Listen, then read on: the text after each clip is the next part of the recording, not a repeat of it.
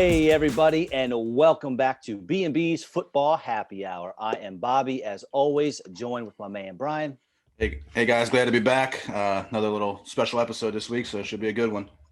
Absolutely. We're going to talk some best fits for some incoming rookies with none other than fantasy football legend Mike Tagliere, who is a writer, analyst, and host for the famous, everybody knows about him, the Fantasy Pros. You get them online, on their website, on their podcast, which I was listening to just today on the treadmill at the gym. They are great. Mike, thanks for joining us. How's it going? Oh man, thanks for having me. It's weird to be called legend. I mean, I have way too much to live up to now, but I'll do my best to have a good chat with you guys and talk some football, man. Thanks for having me. Yeah, man. And before we get started, Fantasy Pros, I gotta say, is one of, if not my favorite place to go when I need a little extra nudge in my fantasy decisions, or more importantly, when I need a fresh look at certain players. What I love most is that quite often, you guys at Fantasy Pros, you're not in line with what most of the other guys in the industry are saying. You're not afraid to go away from the norm, and I find that to be very refreshing. That's the nice part. I mean, they give us the freedom to kind of do that though, too, because I'm sure some people might ask you to come back towards the consensus. I know there's companies out there that do that basically don't want to go out on a limb because they don't want you to be that guy. But in reality, it's like, it's our job to try and figure out the trends. And there a lot of time, the consensus means a lot. It means there's a reason the consensus is the way it is and that people like certain players. But every now and then there's going to be an outlier where you're just saying, hey, I think people are behind the curve on this. And you try and anticipate that. That's basically our job. So. Well, I can tell you that from a fantasy football nut, I love it. So I appreciate that. Now, I know we're going to talk some incoming rookies here, but you are a Bears fan. We are Eagles fans. What is going on with our teams and Carson Wentz? Can you guys hurry up and give us at least one first-round pick so we can get this trade over with? Well, there's been so many, and it's one of those things that I hate about media right now. I think that so many people are throwing stuff at, the wall and hoping it sticks. And, we've heard a lot of different rumors. And the one that seemed most fitting was that the Bears would be sending, it would be Nick Foles, a first round pick, and then a player to be named later, whatever player that is. Some people rumored Tariq Cohen, but that was quickly shot down by Cohen himself, for Carson Wentz and a second round pick in return. And that really, it kind of made sense for both teams because Ryan Pace and Matt Nagy, I think that there was concern for among their family, I guess, that they were going to lose their jobs this year. It didn't happen. They basically have said, we need to see progress. You have 1 year to do it. And the team is getting older. So it's almost like they're going to have to bring in a quarterback, whether it be through a trade, whether it be through, maybe Ryan Fitzpatrick or Andy Dalton in free agency, whatever the case may be. They have to make a move. And my concern as a Bears fan was that you're going to mortgage your future to try and save your jobs. And unfortunately, it's probably not going to work because most of the time quarterbacks are not Tom Brady. You can't switch a team in the off season and expect year one to go extremely well with a coach. It just doesn't happen all that often.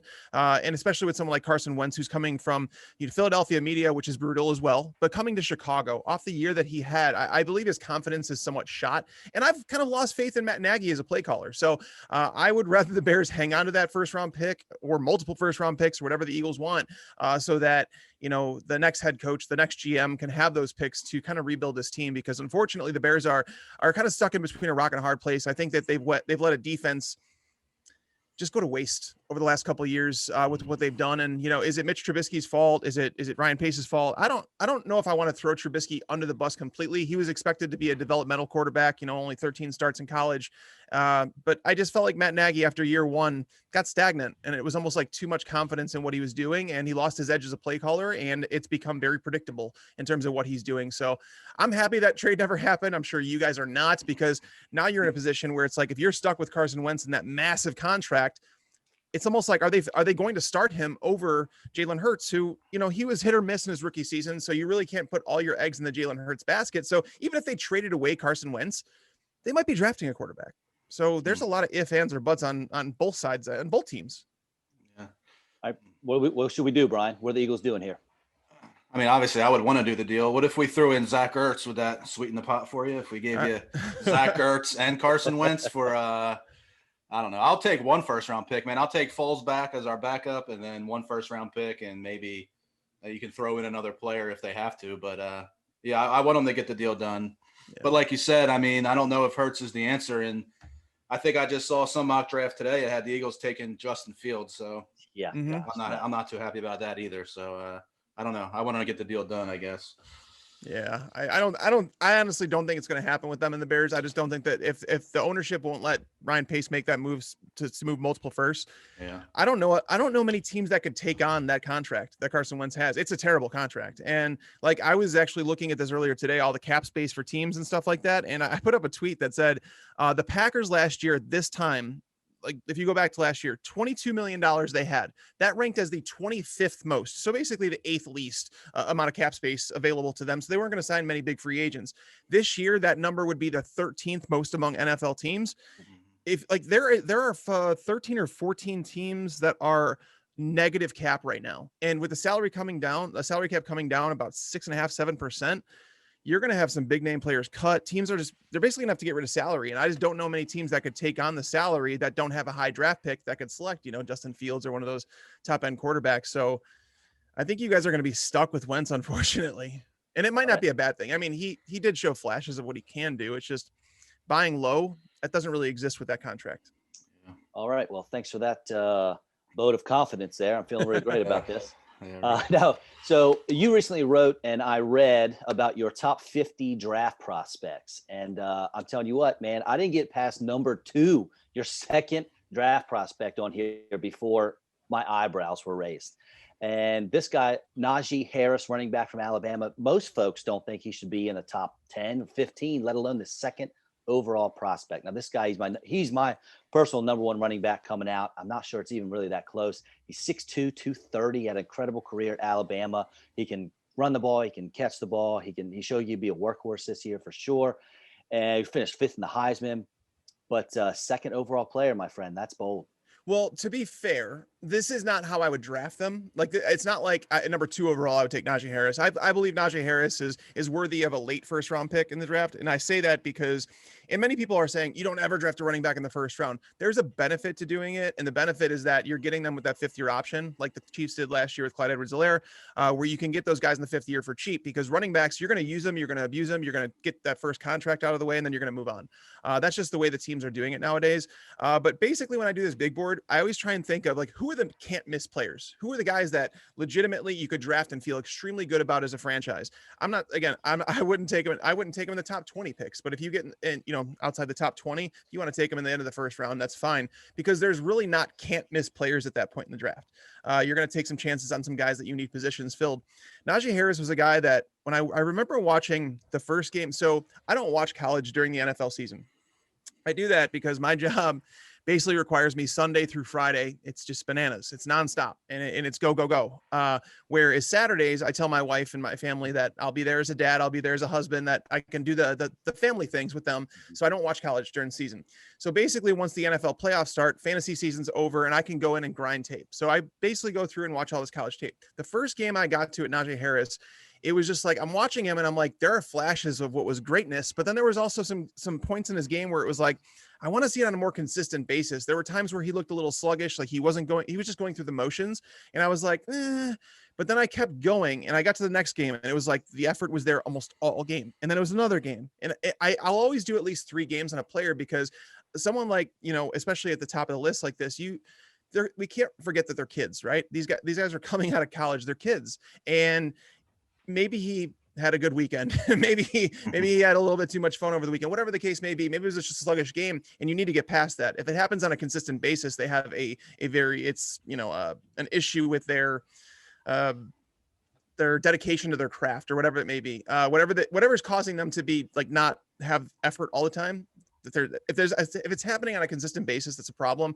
But Harris is someone that I only saw it in one game. And then the more I watched, the more it was just like, this guy, he reminds me a little bit of Adrian Peterson. And I don't want to throw that name out there just as like I was like, oh wow, Adrian Peterson, Hall of Famer, one of the best running backs of all time, because the running back position doesn't mean as much anymore. Like, teams don't utilize the running back position the way that they used to. It's more of like, can he catch passes out of the backfield? Can we use him in this nature? You don't see 300 carry running backs very much anymore.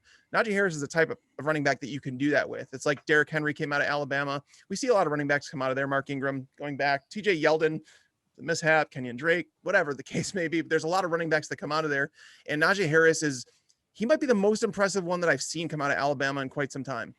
He breaks tackles with pure power. He has speed once he gets to the open field. He can catch passes out of the backfield. He's a true 3-down back. And that's the only way that I would consider drafting a running back in the first round as an NFL team, is if you had that 3-down potential, because you have to offer some sort of competence in the passing game. And Najee Harris is just someone that I thoroughly enjoyed watching his college tape. And the more I got into it, the more and more I liked him. And I'm like, he's just a can't miss player. And that's just the way I feel about him. Yeah, I can't see him going above 16. You mentioned the top 20. With his playmaking ability, though, the Cardinals, for some reason they chose to go with him at their pick, I think they're 16 or so. Kenyon Drake obviously couldn't do it. Man, he would really take that offense to the next level. The Dolphins and Jets are pretty popular picks at 18 and 23 for him. But man, I just personally and just from a fantasy standpoint, I think if he fell to Buffalo at 30 somehow, that would be pretty dynamic. Yeah, I like for that. sure. That'd be nice. All right, man. The first guy I want to talk about now comes from a bad school, man. North Dakota State. Our boy Carson Wentz comes from there, so he doesn't strike me as having some confidence out of that school. But Trey Lance, he hasn't played a lot of football. I mean, I look back at some of his stats and looked at some of his games. I think 2019 was his only full season that he played. He started. 2018, I think he only threw like one pass, and then in 2020. He had one game, which he only completed 50% of his passes for 149 yards. He definitely looks the part. He looks like an NFL quarterback, but he just doesn't have the experience, I don't think, or he just hasn't played a lot of football yet. So what do you think, a landing spot for him could be? Because I know a lot of people have him in the first 10 picks, I think. So do you think he's going to make it into the NFL, or, what are some good landing spots for him? Yeah, Trey Lance is interesting, right? Because I was looking forward to watching his tape, because Yates from our podcast, he basically came out and he made a statement that was bold and said, "Hey, Trey Lance is my number one quarterback in this class." I'm like, whoa, what? That's what he does, though. That's what Yates does. Yeah, it is. And so I was excited to watch Trey Lance, because again, I don't watch until the offseason. And I got to him and I watched his 2020 game first. Mm-hmm. And this was a game that was, by the way, set up so that Trey Lance can showcase his ability for NFL teams.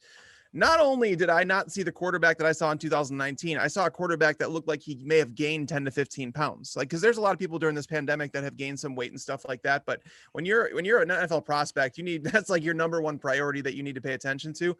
He did not look like the same quarterback. He was missing wide open receivers down the field. Right in the first game, I think it was in the first drive, he had a guy going down the left sideline, just missed him wide open. And he overthrew him by a good 5 yards. And Yates was saying it's different players around him, different scheme and stuff like that. But it's a throw you have to make if you want to be a top 5 pick. And so I messaged Yates right after I watched that game, and I said, I don't know what you're seeing, man. I don't get it.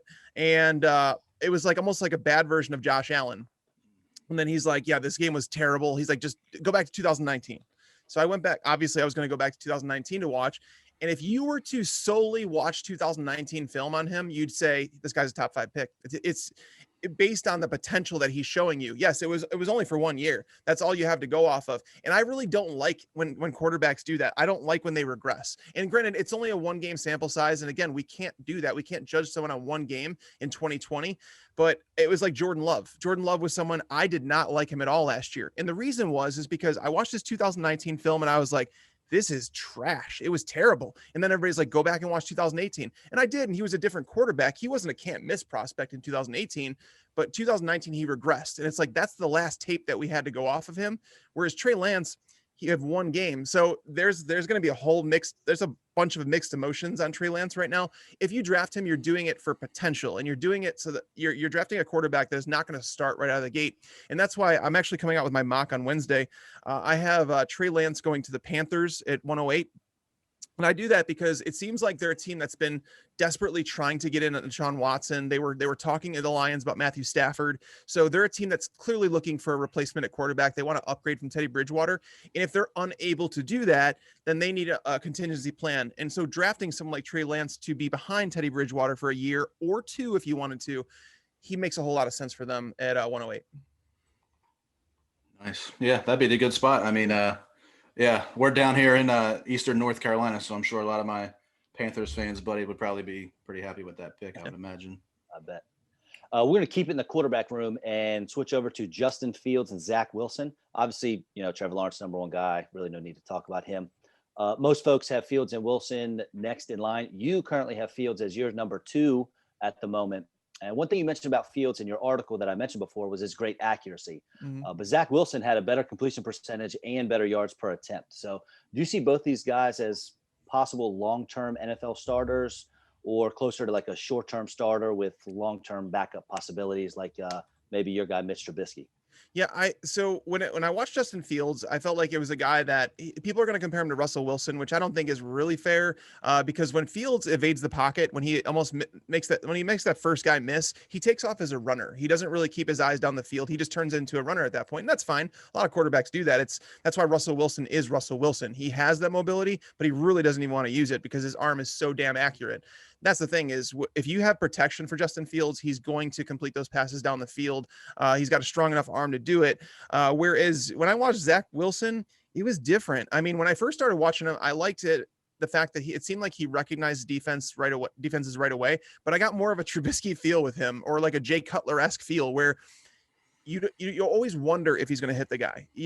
Every time he drops back to pass, you're like, please complete it. And then the ball gets there and you're like, okay, he did, or he missed him. And it's like, where there's quarterbacks in the NFL, like that, you just know if the guy's open, he's going to hit him. I can't say that about Zach Wilson. Zach Wilson is more of the guy that I'm hoping he hits that open receiver. I'm hoping, like, there's just a volatility to his accuracy. And now granted, overall, like the competition that he played, and I know a lot of people are taking 2020 and they're saying, well, everything went up with him. And it was just like, it was a lack of competition for him this year. This year it was really difficult to scout players based on the competition they were playing, based on, players opting out, and ultimately players looking better because of that.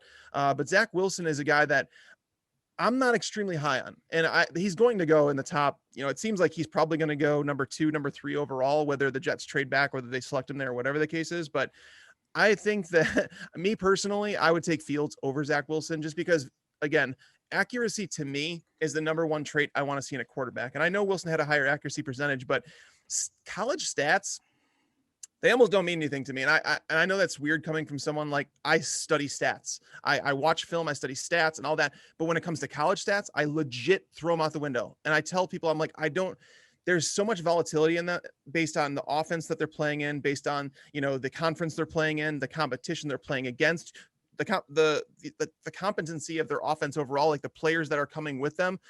Joe Burrow, or last year, like, look at the players he had around him. It was quite ridiculous, but they also played the best of the best competition. Trevor Lawrence playing for Clemson, he's playing the best of the best competition.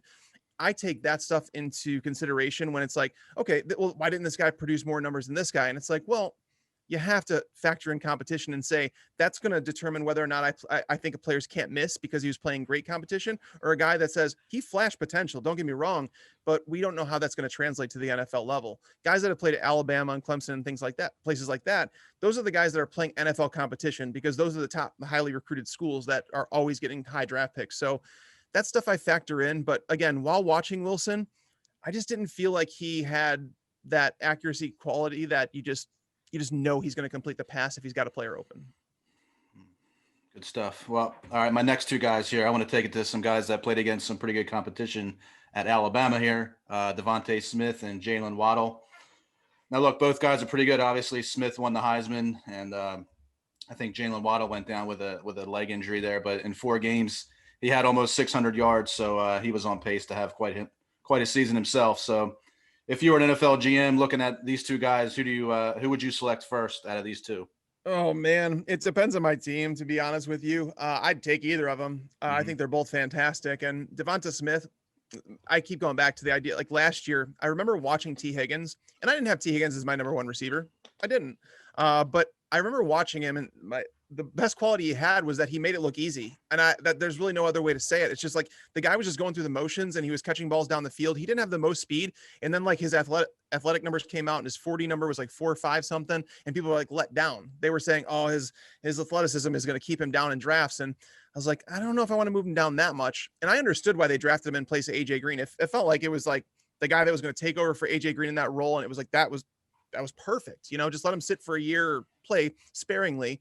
He caught on faster than you thought he would. Like, he was just a stud right out of the gate. Basically by week 3, he walked into the starting lineup, and then he just took over from there. I get that same feeling with Devonta Smith. I mean, granted, he put up big numbers, like massive numbers. Like if you look at his last so many games played with Alabama, you're just kind of like, this is stupid. He made it look easy. And even when you go back to Jerry Jeudy, when he was there, like last year, and you know, even Henry Ruggs was there and Tua, and now Tua looks more human because he played with these studs all around him. And Devonta Smith was making plays with those guys in the field. And then it was like, now you have a chance to shine as the alpha. Now he does it, and he continually does it. And I understand the idea that, well, if you look at past history and this guy, there's always going to be an outlier, and you can't be afraid to take a chance on someone like that. Now, am I willing to say that I'd take Devonta Smith over Jamar Chase? No, because you have to factor in his size just a little bit. And is the talent gap big enough that makes you say, oh, you have to take him? Devonta Smith's the most talented wide receiver in this draft. As far as I'm concerned, he is, but you do have to drop him down just a little bit of notch because he really does have twigs for legs. And the history there, players do get injured more because of that. And it's like, is he going to get bullied by NFL cornerbacks because he didn't weigh in? And reportedly it's because some people in his camp were letting out that he was below 170. That's a problem. And it's a real big problem for a guy that is he's a possession style receiver. He gets open with his routes. He's just a smart wide receiver. He knows how to help out his quarterback.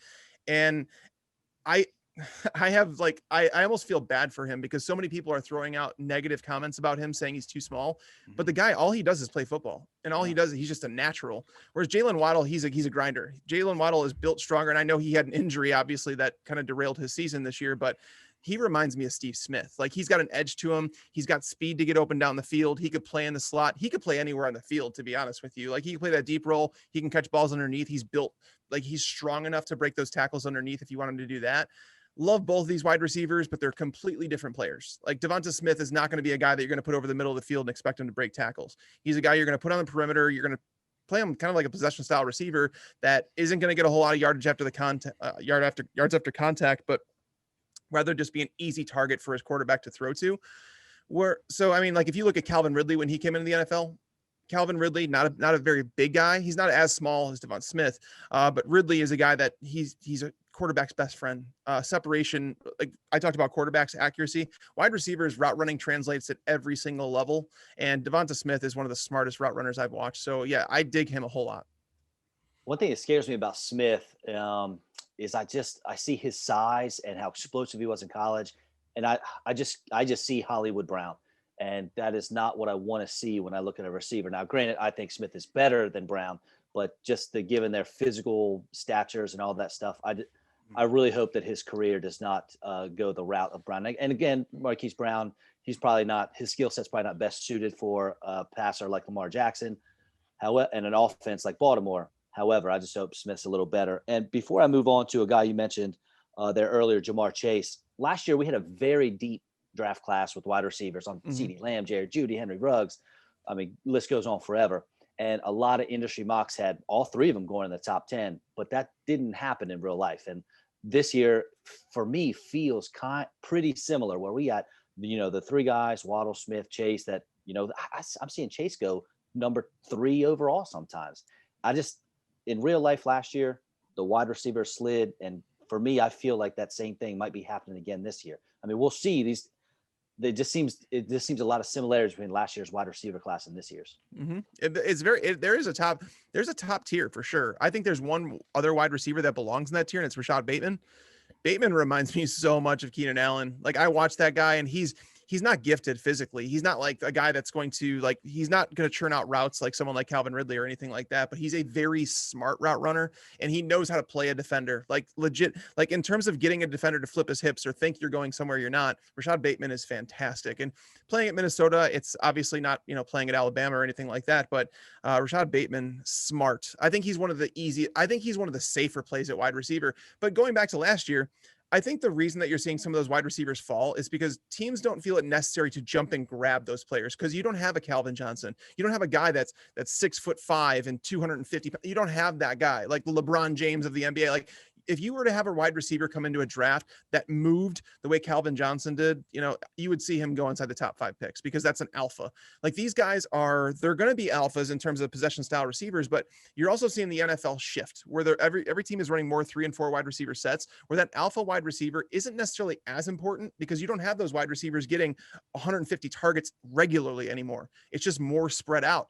And then they look at the draft and they say, well, it's a deep wide receiver class, and we can get wide receiver in the second round. And that's why I think you saw a ton of wide receivers go off the board in the second round last year, because teams were just waiting and they didn't feel like they needed to spend one of those top 10, 15 picks on them. Whereas this year, probably a similar situation. I'm looking at my draft now. I have Jamar Chase going to the Lions at 7, because he's been talked about for a long time. Like, he's someone that opting out, did it hurt his overall? I don't think it hurt him. Devonta Smith, I have going to the Giants at 11. And then I have Jalen Waddle at 15 to the Patriots. So I have 3 inside the top 15, but I don't have any going inside the top 6. So it's almost similar to last year, where you did see Judy and you saw Ruggs and Lamb go in that, what was that, the 12 to 20 territory? I think they went. Yeah, I think it was right around there. Yeah. I mean, you basically answered my question. I was going to say, if I was going to spend a top 10 pick on a receiver, for me, it's Chase. Mm-hmm. I love that he's bigger than, your Devonta Smith, where by 30 pounds, I think he's listed at 207 or something like that. And for me, that size, like I said, I was not a Hollywood Brown fan coming out. I need a little bit more meat on my wide receivers. Yeah. And I was going to say again that I feel like a lot of people forgot about Chase with him opting out. They forget that he was on the same team as Justin Jefferson, and he was better than Justin Jefferson. Mm-hmm. And he won the Biletnikoff Award. And I wonder if opting out is going to hurt some players. I know Brian's going to bring up a player here in a minute. And if you're an NFL team and you're deciding between 2 guys, one of them played this year, one of them opted out. Now, granted, everyone can opt out for sure. It's 2020 crazy. We're doing it for health reasons. But I was curious as to your thoughts on whether or not that could hurt some people.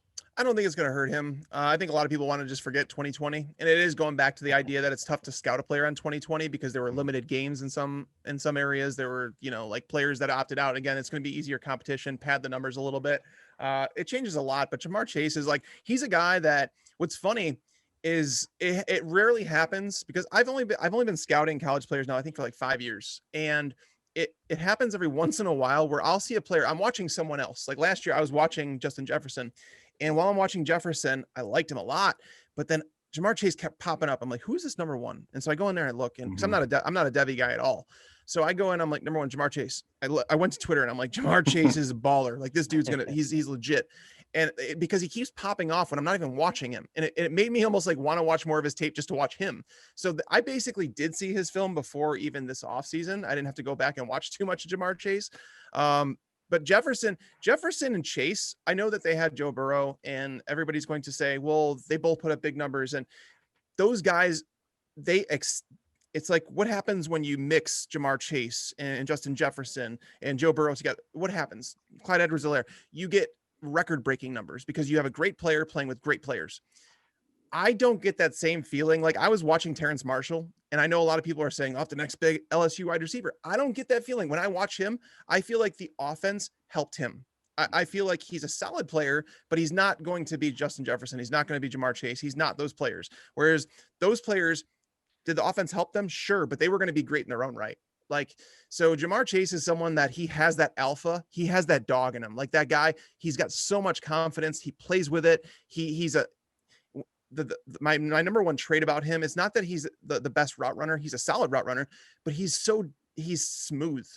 Basically, once even if a cornerback is close in coverage, you're still not defending him properly because he has this little shift off. Like, it's almost like a last second adjustment that once he develops a chemistry with his quarterback, you can't defend it, because it's like he gets this separation with that little nudge, and refs can't even see it because it's just so natural. It's just silky smooth. And again, he plays with that swagger. I don't use that word very often because my 18-year-old daughter tells me I'm stupid. But he has that wide receiver 1 swag. And I remember when I was watching AJ Brown, he was one of the only other wide receivers I said had that swag about him, where he was just like a guy, like he knows he belongs. He's one of the best at what he does. And it's like, you don't ever want to bet against those guys. So Jamar Chase, he took a year off, and there's been some pictures that have been leaked about him that he may have even bulked up a little bit to be that number one wide receiver to get through that press coverage a little bit easier, which I'm fine with. I don't ever want to see him put on too much weight, but at the same time, if he's stronger, that's not a bad thing. But no, Jamar Chase is my number one because I just don't really have many question marks about his game. That's it. Is he looking like DK now these days or what? Yeah, I was gonna say I'll have to look that up. I haven't. Superman DK, that guy's ridiculous. My trainer, it's funny. I got with a trainer this offseason. I'm actually starting to get in shape, trying to in the offseason. And he sent me that picture of DK. He's like, "This is gonna be you next year." I'm like, "No, it's not. No, it's not."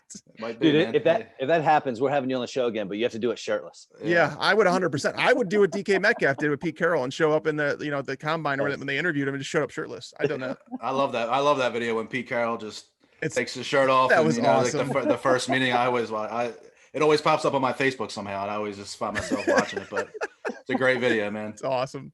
All right, I'm gonna go talk a little bit about defense here. Micah Parsons, he's a guy from Penn State. He opted out.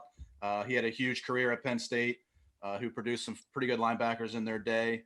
Now he's a guy that I love my Eagles to take, our Eagles, but they just don't value linebacker, I don't think, that high, and I don't think they'll take him at 6. But do you see him being one of the best defensive players in this draft, and do you think he's going to be the number 1 overall defensive player taken this year? He is my number 1 defensive player that's going to be taken. He is going to the Eagles. Now, I know they don't draft linebackers, and I know you have to go back to like the 70s or something like that to find the last linebacker they took in the first round. But at some point, they have to say times change, and you have to change with them. And if you don't, you're going to continue going down the path that they are. You know what I mean? Avoiding linebackers and paying high dollar for free agents. That stuff doesn't work. Like you need a centerpiece to your defense. Micah Parsons is more than just a linebacker too. I mean, like he's a linebacker that can drop in coverage. He can cover tight ends. He can cover running backs. He has the athleticism to do that, but he can also blitz. And it's like, you already have your front four is nasty. Like that front four is one of the best in football, where it's like the linebackers are the weak spot, because if they break that initial line of defense, you're kind of screwed. They didn't have the players to do it. So Micah Parsons is he's the only defensive player I have going the first 8 picks.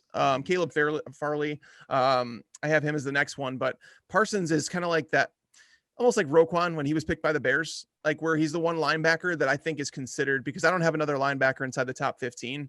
Whereas Micah Parsons, I do believe he'll go. And if he doesn't go to the Eagles for whatever reason, I think the Lions are a team that would probably look at him. I love that, man. Nice. I'll take that all day to the Eagles. Let me have to send this to Howie Roseman and Jeffrey Lurie. Maybe they'll listen. Love that. All right, so last one for me, Kyle Pitts. He is one of the most intriguing players in the entire draft. There are a lot of questions surrounding him. Is he a tight end? Is he a receiver? Is he fast? Can he catch? Does he block? But I think the answer to all of those questions is yes. He can line up anywhere. He can do anything. He's 6'6", 240. He led all tight ends in most receiving stats in the country this year. Only played in 8 games. Most mocks I've seen have him go in the top 10, some even in the top 5. That's a little too much for me. Here's a little trivia question. Do either of you know the last time a tight end was drafted in the top 5 picks? What was Hawkinson, 6? Hawkinson was 9, I think. 8. Was he? It was 8. Yeah. Eric Ebron? Eric Ebron was 10. He was 10. Okay. Well, I'll go ahead. I don't know that. I know we've all heard of him. Riley Odoms from the University of Houston was 5th overall by Denver in 1972. Holy cow. Yeah. So it took me a long time to look this one up. I'll pass on the top 5 talk, but Philly at 6, Carolina at 8 don't seem too far-fetched. I tell you what, Dallas at 10 would make that offense terrifying. Wow, I feel bad now. I did not know that, but I have the Bengals at 5 taking him. Because like he's a, people throw around the term generational player. Like this dude separates himself from the rest of the pack. Like if you need a tight end, he is your dude. Like he's the guy that you want on your team, period. Like there's no ifs, ands, or buts about it. He's someone that he might be the best player in this draft. Watching him, there was a play where I saw him in the open field and he was running away from, I think it was a safety, and he's running, and it almost looked like if you just like turn your eyes off for a second, then open back up, you feel like you're watching a defensive end run away from a cornerback. Like, and he still couldn't catch him. Like, and it was like, guys this big are not supposed to move this well. Kyle Pitts is that dude. He's that guy. He's like, people are looking for the next Kelsey. They're looking for the next George Kittle. They're looking for the next Gronk.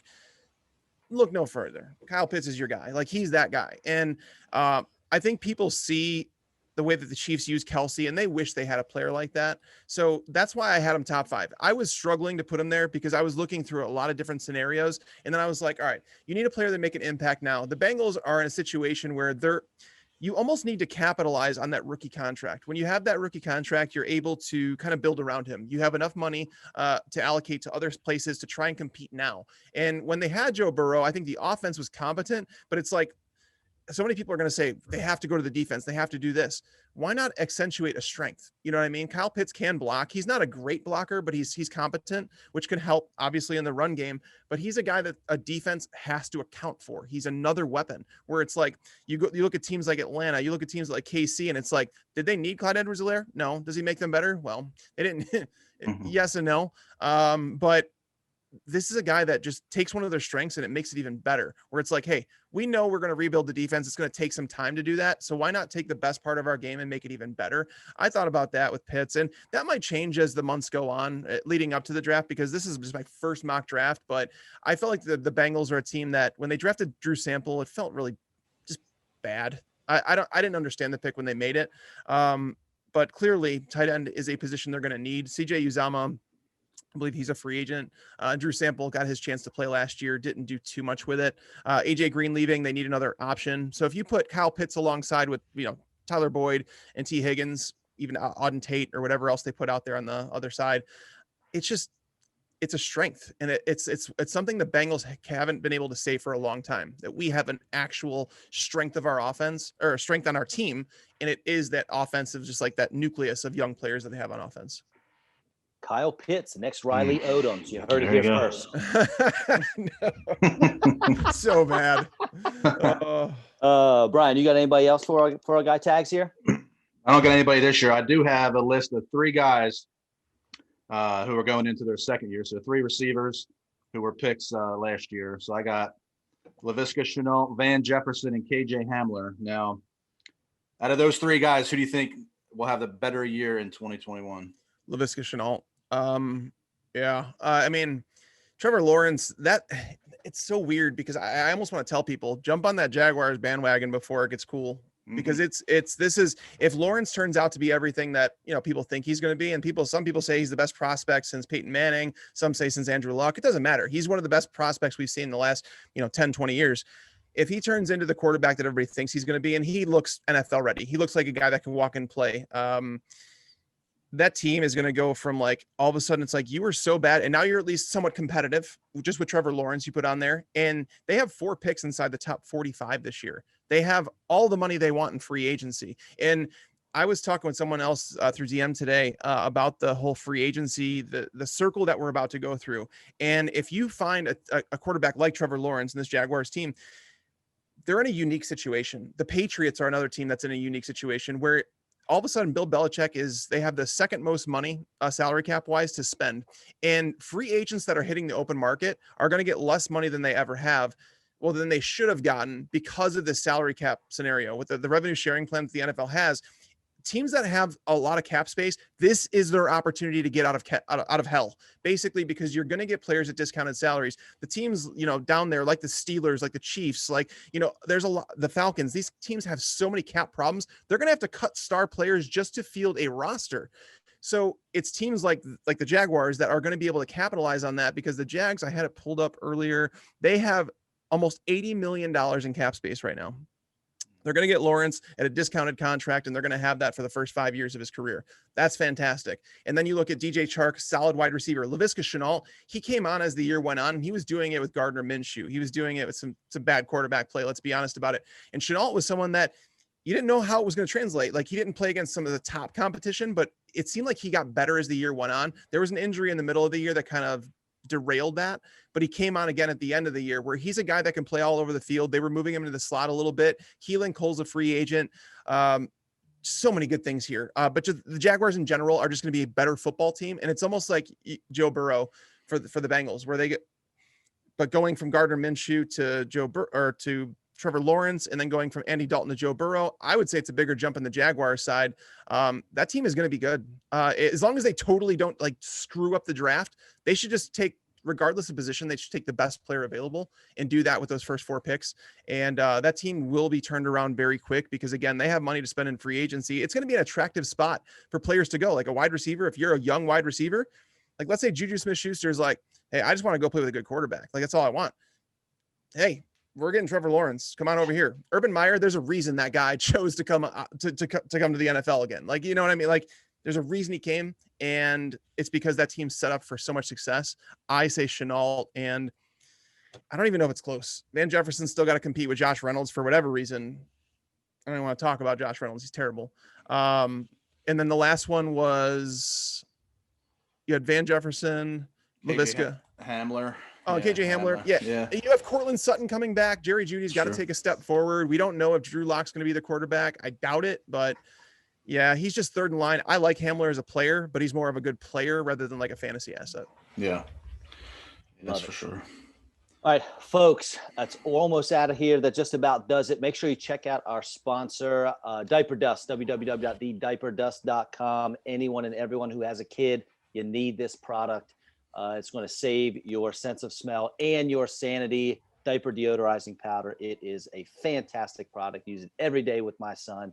www.thediaperdust.com. As always, our beats are by Dunson and Tags. Before we head out, as I mentioned before, I think Fantasy Pros is one of the best sites in the business. Tell our listeners what sets you guys apart and where all of our listeners can get all of your content. Oh, thank you. I appreciate it. And all my content's on Fantasy Pros. And the reason Fantasy Pros is different, because we're not biased. We're, like every other site is competing with each other. We kind of join everybody. We ask everybody to compete in a ranking competition to basically come over and say, hey, let's back it up. Let's see how you rank players, who has the best accuracy at year's end. We've been doing it ever since, I think, 2009. But yeah, it goes through and like we track experts all year long, and then we create consensus rankings. So it's like, you don't have to just listen to me. I'm going to be wrong. Like we're all going to be wrong from time to time. But when you gather, 150 plus analysts from around the industry and you combine them into one and say, this is the aggregate ranking, this is what the most likely scenario is, it really does help. So it's just nice to know that I have a platform to do my writing and give my opinion, but at the same time, our website brings all these writers together and it creates a friendly competition. I love it. And listen, I'm going to toot your horn a little bit. If I'm not mistaken, twice you finished in the top 6 in those rankings, correct? Yeah. No, it's cool to say that. I mean, this year, I think I finished, it was either 18th or 19th, but the field just keeps growing. I mean, I think there was like 162 analysts this year.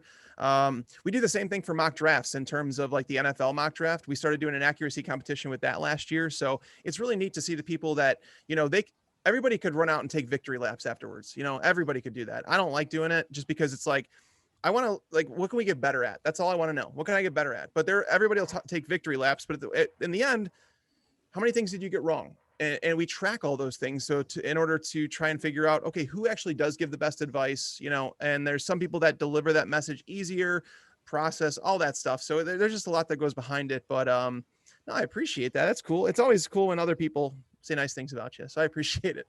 Yeah, man. Absolutely. Hey, we really appreciate you coming on. Thanks so much. Everybody out there, make sure you check us out. Obviously on Facebook, Spotify, Pandora, Apple Podcasts, Google Podcasts, everywhere, YouTube. Yep. And yeah, absolutely. Mike Tagliere, one of the best in the business. And we appreciate you coming on, man. Yeah, man. Thanks a lot. Thank you guys.